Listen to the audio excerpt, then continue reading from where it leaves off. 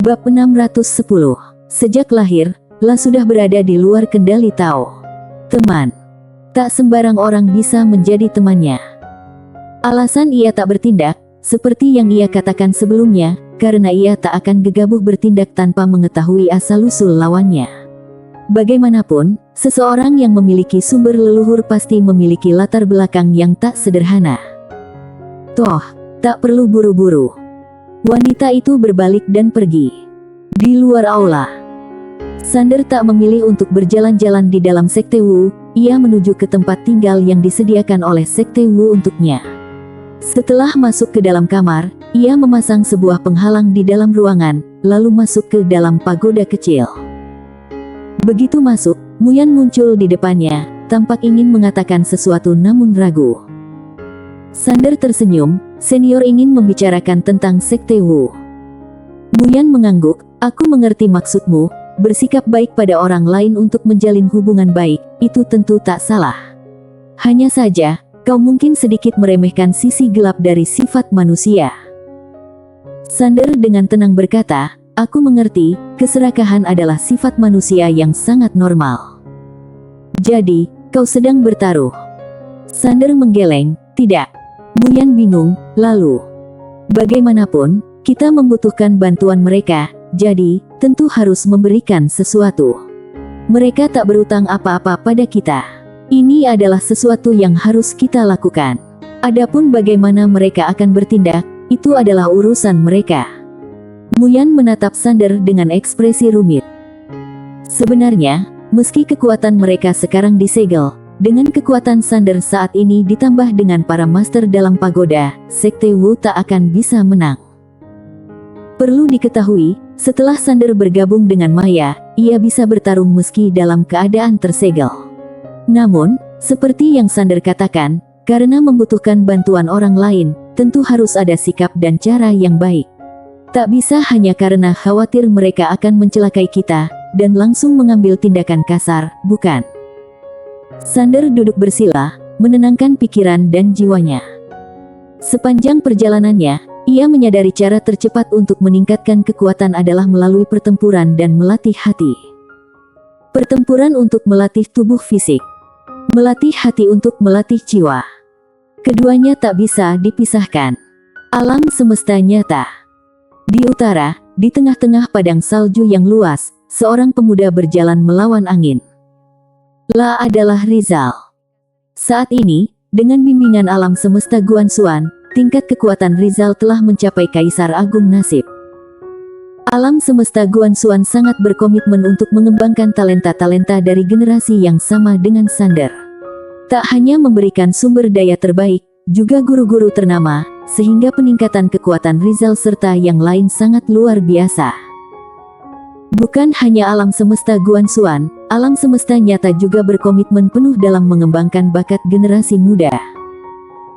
Sekarang, baik alam semesta nyata maupun alam semesta Guanxuan, sejak kedua alam semesta bekerja sama, keduanya memasuki fase perkembangan yang pesat.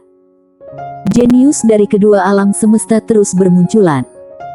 Saat ini, Sungai Waktu adalah arena ujian bagi kedua alam semesta. Meski mereka telah hidup damai, persaingan di antara mereka tetap ada. Tentu saja, saat ini persaingan tersebut bersifat sehat, dan di bawah arahan kedua alam semesta.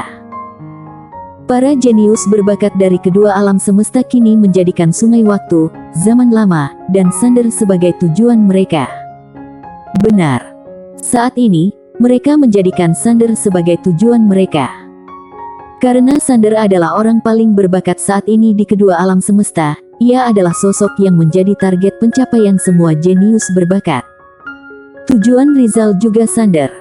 Selama ini, tujuannya selalu adalah Sander.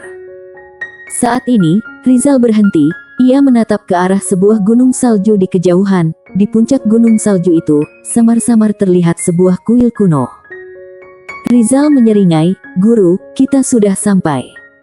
Sebuah suara terdengar di dalam pikiran Rizal, "Naiklah." Rizal mengangguk, lalu melanjutkan perjalanannya ke atas.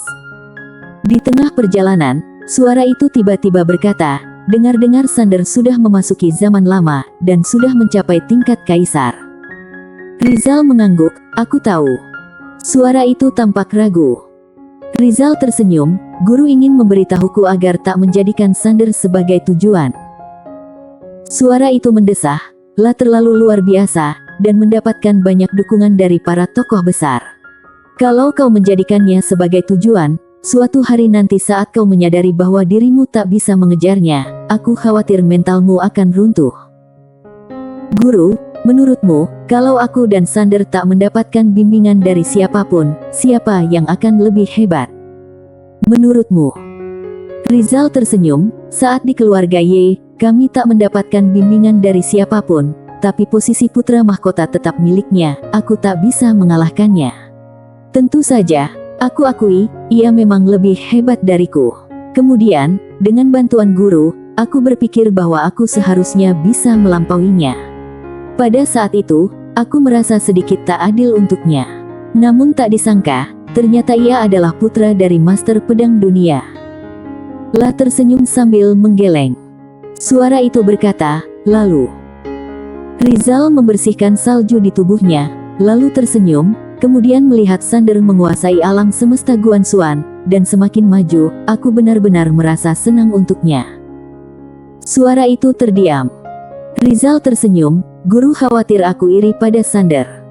Suara itu berkata, aku pernah berpikir seperti itu. Aku tak akan iri padanya. Kenapa? Rizal menatap ke arah kuil kuno. Sander adalah putra dari Master Pedang Dunia. Identitas ini baginya adalah bantuan besar, namun bukankah juga menjadi semacam belenggu? Tekanan yang ia rasakan pasti sangat besar. Memang benar, ujar suara itu.